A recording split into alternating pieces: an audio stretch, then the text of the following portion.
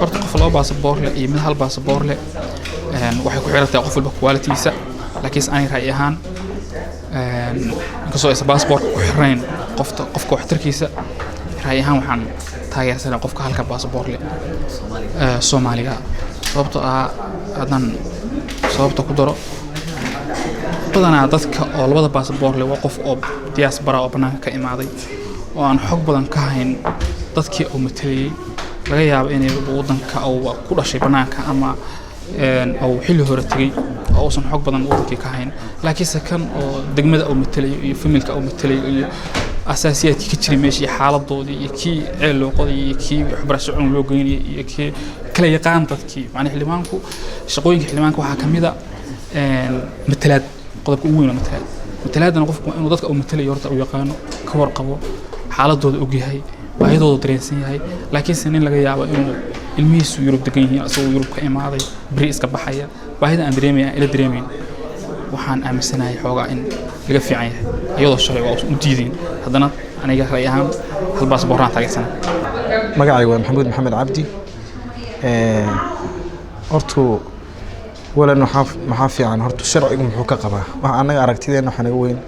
sharciga iyo waxa lagu heshiiyay sensitive ma muujinaya haday tahay yes waxaan aaminsanahay sensitive-ka uu muujinayo dastuurku waa in meesha laga saaraa si ay u noqdaan dadkana matalo dad xalaal ah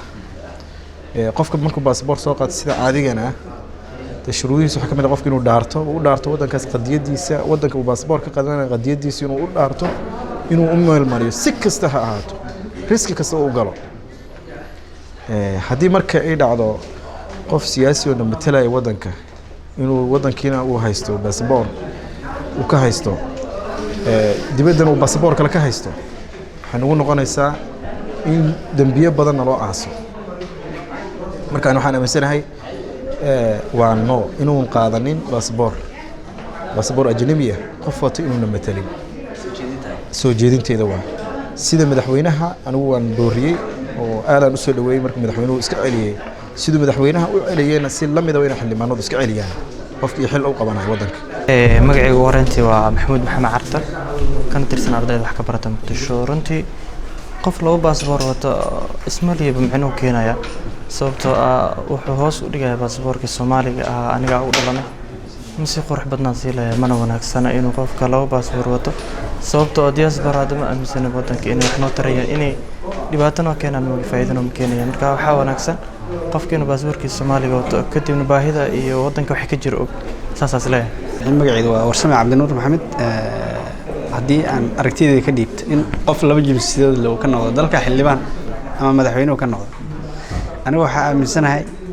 arinta in dalka laga qabto ay dhibaato ku tahay sababtuna waxa weeye waa sababeynaya qofkani marka horeba kuma nooleen dalkii hooyo kuma nooleen dibaddu ku noolaa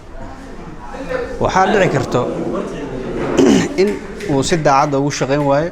maxaa yeelay wuxuu isku haleynaya dal kale hadduusan dal kale isku haleynaynin oo halkan khasbiyan ay ku tahay inuu ku noolaado waxa dhici lahayd inuu